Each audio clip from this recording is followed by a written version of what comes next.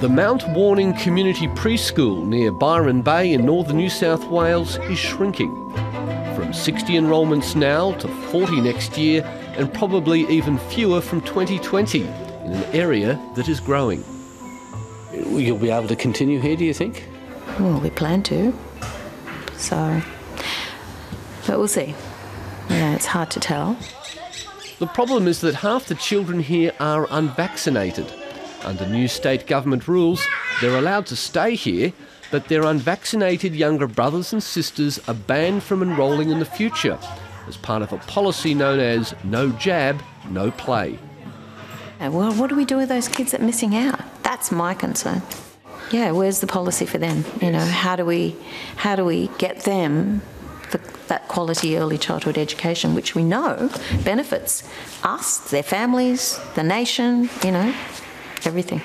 Preschool directors and educators in the Northern Rivers District, all of them supporters of childhood vaccinations, are speaking out for the first time against a policy seen as a punishment rather than a means of persuasion.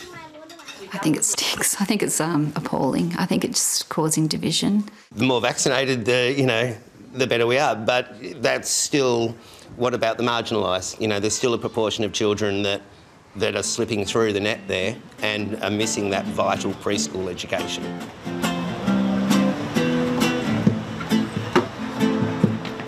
Northern New South Wales is a hotspot for anti-vaxxers. Nearly a third of children in some districts here are unvaccinated, compared to a national rate of less than 10%, with some devastating consequences. My 4-week-old baby coughed and coughed and coughed and coughed and coughed, which seemed like for minutes, and went blue, stopped breathing and passed out in my arms. And the hospital staff very calmly took her from me and put oxygen on her face and said, "Yep, classic whooping cough." Baby Dana McCaffrey died in 2009 at Lismore Hospital. Her mother, Tony, is now part of a group that helps to promote informed debate about immunisation. Heidi Robertson is the group's coordinator. Vaccination rates have increased, and they've increased slowly, but they continue to go up every time new data comes out. Many credit this increase to a federal government policy introduced 3 years ago of no jab, no pay. It meant parents would lose a family benefit welfare payment if they failed to vaccinate their child. In a region like ours where nothing else has worked, this seems to be the one thing that has worked. Now a new state policy goes even further. The preschool ban on unvaccinated children will begin to bite in the new year, according to the director of the Gumnut Community Preschool, Lena Beerling. Probably 8 families where I've had to directly say no to. The first question is your child immunised? And then if they say no, then I have to, look at them and say they can't come, and then look at the child and say, I'm sorry, you can't come. And that's a really difficult thing to do.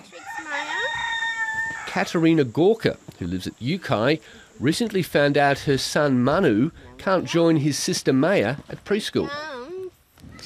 I don't think it's fair, to be honest. It makes me feel like we're a bit secluded from society. Yeah.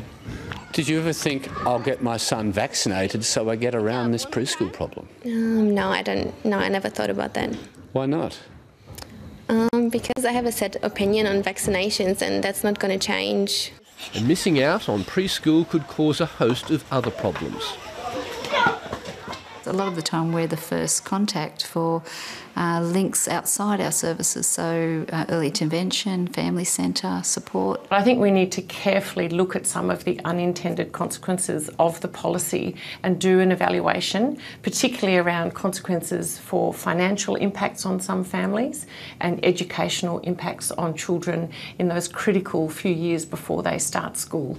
Vaccinated children could also miss out if their local preschool has to close. Well, I'm a very strong advocate for vaccination, both as an immunisation paediatrician and as a mum of 4 kids. But it's really important for us to be aware of the potential risks and benefits of these policies. On the plus side, preschools here say the no jab, no play preschool exclusion policy has encouraged some parents to begin to vaccinate their children. But they say most anti-vaxxers just won't budge.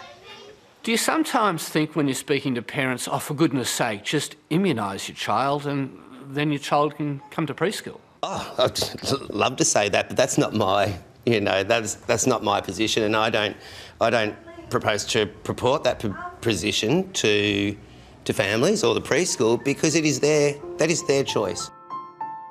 For state and federal governments, it's a choice between two competing priorities: health and access to early education.